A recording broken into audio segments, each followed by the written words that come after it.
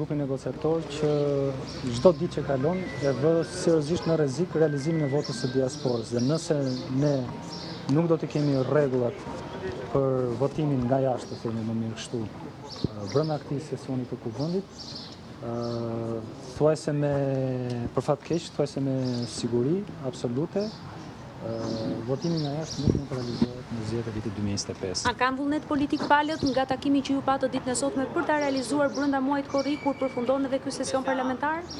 Nga ajo çfarë un pash në këtë format tavoline, duket që palët janë të angazhuar seriozisht për këtë çështje. Nuk e di nëse do prodhojnë rezultate apo jo, por thash, nga ajo çfarë pam dhe konstatuar sot, duket që ka interes dhe ka vullnet për të gjetur një zgjidhje lidhur me këtë çështje. Më së pari kjo nga natyra e pyetjeve që adresuan. Ngërçi duket se është regjistrimi. Është e gatshme Partia Socialiste që regjistrimi ta kryejë KQZ dhe jo nëpërmjet i Albaniat, si të duket diskutimi sot? Këtë nuk di ta them, do të spekuloja, sepse kuptova thjesht që ata donin të dinin dhe të kuptonin kush ishin qëndrimet dhe pikpamjet e institucionit të KQZ-s në lidhje me të gjithë komponentët e votimit nga jashtë.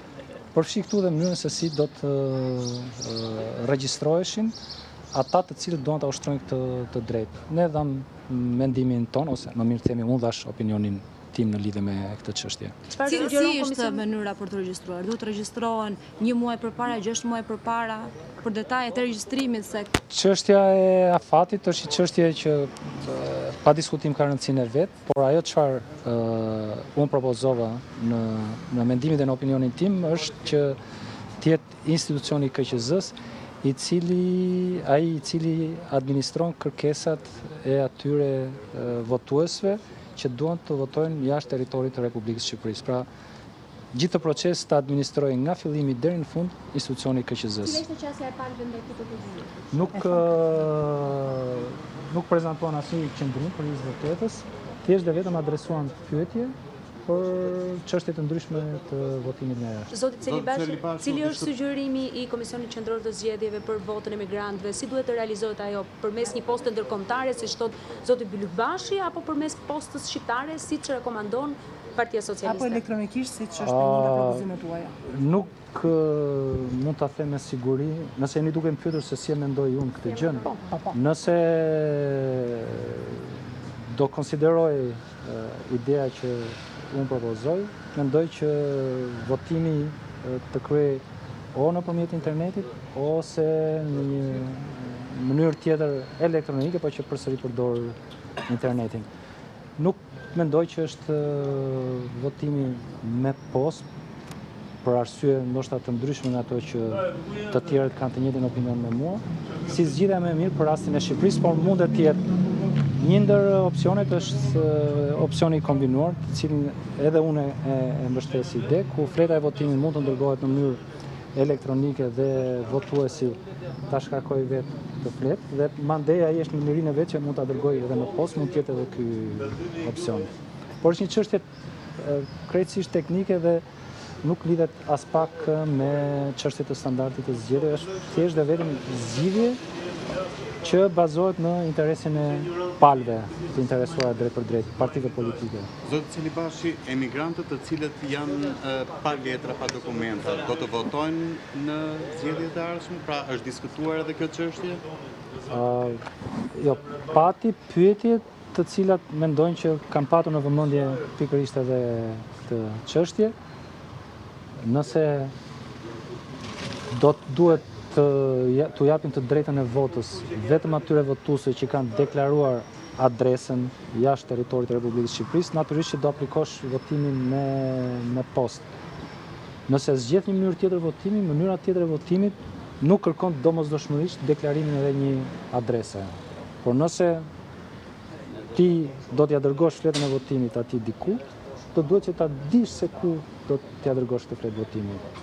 Por, sikur se thashe pak më herët, këto janë çështje vërtet të karakterit teknik dhe në fund fundit çështje e zgjedhjes së partive politike dhe kuvendit Shqipërisë. Për sa i përket votimit dhe numërimit elektronik, a ka një dakordsi për ta shtrirë në të gjitha qarqet e vendit? Po, nga natyra e pyetjeve duket që kanë interes për ta shtrirë sesa në gjithë territorin e Republikës Shqipërisë, apo për ta shtrirë dhe në disa njësitë të tjera zgjedhore, kjo ngjelet për tu parë. Ju si Komision Qendror i Zgjedhjeve jeni pro apo mendoni që është vonë tashmë për ta shtrirë të gjithë vendin votimin dhe numërimin? Kam frikë se për ta zhvilluar në gjithë territorin e vendit, ndoshta në momentin që flasim ky proces edhe mund të realizohet, po shoh që çdo ditë që kalon dhe nëse ne në fund të këtij sesioni jemi pa një vendimarrje, mendoj që është thuajse e pamundur, ndoshta nuk mund ta them me siguri absolute, që votimi elektronik të zhvillohet në gjithë territorin e Republikës së Shqipërisë. Ne kemi rekomanduar si një fazë të ndërmjetme të shtrihet në 5, 6 apo 7 qarqet kryesore. Por nëse partitë politike edhe qeveria e cila ka përgjegjësinë për administrimin e buxhetit, pasi ka mjaft kosto dhe është një çështje që ne duhet ta konsiderojmë në fakt, çështjen e kostove. Duan që ta shtrinë në gjithë territorin e vendit, duhet ta marrin këtë vendim tani. Zotëri Bashi, kam një pyetje. Një nga kërkesat e opozitës është për formatimin e Komisionit Qendror të Zgjedhjeve. Ju si titullar jeni pro apo kundër këtij formatimi? Duke qenë që jemi dhe shumë afër momentit të diskutimit të kësaj çështje dhe për dikë mund të konsiderohet si një konflikt i hapur interesi im, do të preferoja që të mos ta jap një opinion në lidhje me këtë çështje, të paktën në mënyrë publike, jo për drojen që mund të kem për rastin, por nuk do ishte shumë e shëndetshme për procesin. Në fundit politika do të jetë ajo që do ta vendosi, ka gjithë pamjen për të vendosur në lidhje edhe me këtë çështje. Faleminderit. Faleminderit juve, ditë mbarë.